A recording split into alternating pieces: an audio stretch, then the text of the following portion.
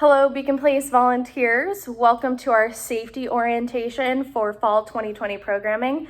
My name is Katie Lawler. I know most of you know me, but I'm the volunteer manager at Beacon Place. So let's get started.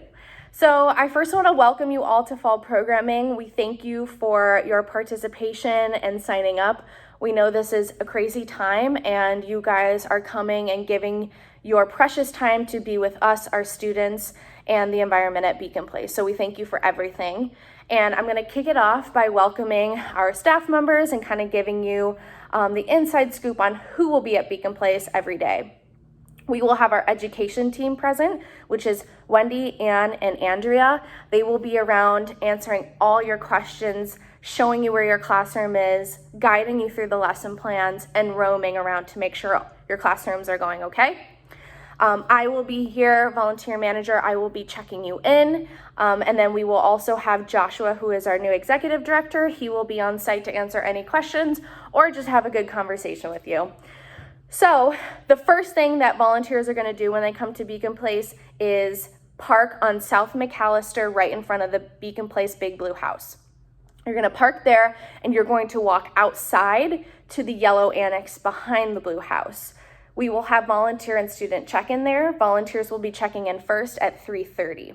I will be there as well as Andrea most likely to check you guys in, and Andrea will be there to check in students. When volunteers check in, the first thing we're doing is wearing our masks. So if you could all come wearing your mask, that would be well appreciated. We will have extra masks in case you forget yours or if one breaks, we will have extra masks, but we do ask that you come wearing your mask before check-in. We will be doing temperature checks. So if you have a temperature of 100 degrees 0.4, so 100.4 degrees or higher, you will be asked to go home just to maintain safety for all, just to take a precaution. You might just be having a fever that day, but we can't take that risk, so we will ask you to go home. After we take your temperature and check you in, you will be doing hand washing for 20 seconds at our hand washing station, which we will show you on your first day of volunteering. Please do that. We will have hand sanitizer in the classrooms, but we really are making sure all volunteers, staff, and students are safe. Their hands are totally clean by doing this hand washing. Once you have hand washed, you've taken your temperature, and our masks are on, you will then head to the classroom setting to wait for your small pot of students. When you are waiting for your small pot of students, we will have the lesson plan and all of the programming content you will need in the classroom. So we will have staff roaming, like I said. They will come check in with you, guide you through the lesson plan, and make sure you, if you have any questions, that they're answered, show you how to pull up maybe a link that they're using that day, or show you the PowerPoint that pairs with it. But know that all of your lesson plans, if you're an adult volunteer, will be sent to you ahead of time to review and look over. So if you have any questions, you can come with the questions, and that way the program managers can directly answer those questions. So students, you're waiting for your pot of students in the classroom. Once students start arriving, they will go right to their assigned seating. We do have assigned seating this year. I know last year if you volunteered with us, they did not.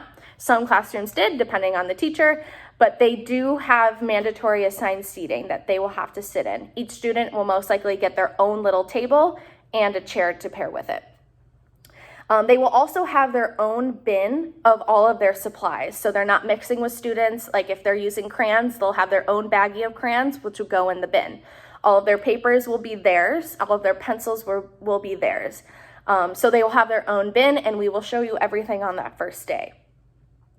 Like I said, staff will be roaming, so once you start the program itself, if you have questions during programming that pop up, staff will be around to help you. And if you need assistance on an activity and maybe there's no extra volunteer just because of COVID, staff will absolutely be able to help you with any of that.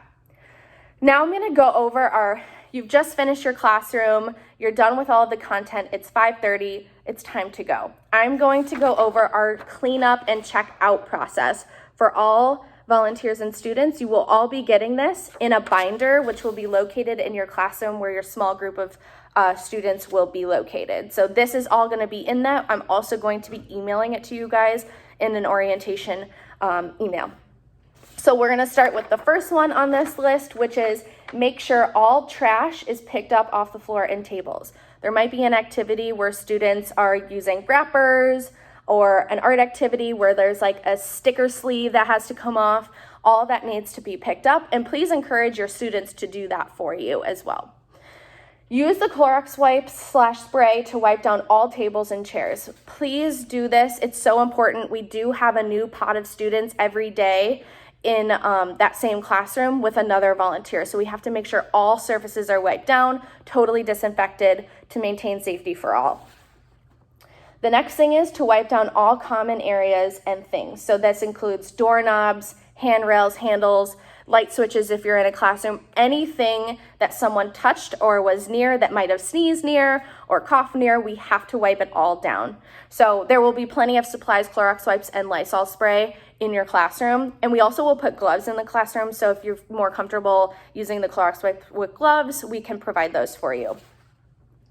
Then we're going to arrange all the tables and chairs as you found them. There might be an activity where there's a reading group and the pods might gather. So just returning all the tables and chairs to where you found them would be highly encouraged, please. And then we have wiped down the dry erase board. So you might be writing content on the board. So just make sure we wipe it down, wipe down the expo markers. Then we're going to turn the projector off. There might be an instance where you're using the projector. It's going to be limited this year just because of COVID and technology. We're trying to reduce as much as we can. Students most likely will not be using Chromebooks, but just the volunteer will if there's a PowerPoint. So turning off the projector and wiping the clicker down. If the projector turn off button is on the projector itself, wipe down that button. Then we will wipe down the volunteer Chromebook. So same concept, if you're using the keyboard, wipe down the keyboard, wipe down the whole computer after using it. Then if the trash and recycle is full, please take it down to the kitchen and notify a staff member. Like I said, we have programming every day in each center, so if the garbage is filled up, it would be helpful if you guys could just bring it down for us. We'll absolutely replace the bag, but if you notify us that we need to change it and bring down the full bag, that would be great. So now that we've gone through the cleanup and checkout process, you will lead your pod of students out of the classroom. It might change based on what we find during the winter and the colder months. So stay tuned for that, but you will be notified how we do the checkout process. Now regarding attendance, I know for volunteers who have volunteered with us in the past, you guys we had a 2-day notify us if you can't make a session, and it's COVID, things pop up, it's more spontaneous now, and if you're sick, you obviously shouldn't come in, and please notify us if you are not feeling well. So we do ask that you try to notify us as fast as you can. As you guys know, we're very limited on volunteers now, that we can't have multiple in a classroom. So if you can't make it, you're most likely the only person in that center, so we will have to fill your center with a staff member or an intern if they're on site. So we do ask that you try to notify us as fast as you can. If you're ever feeling uncomfortable, unsafe, or just not feeling well, absolutely tell us. We're here to listen. Our priority is our volunteer safety and our student safety. So we absolutely want you to talk to us about that. If you're ever uncomfortable and you see a student with their mask down on accident, it slides down, and you don't feel comfortable telling them to pull it up, which we highly encourage you do, please grab a staff member and we'd be happy to help you out with that. So like I said, attendance-wise, try to let us know as fast as you can. We understand the nature of this time is spontaneous, so if you can't make it, we totally understand.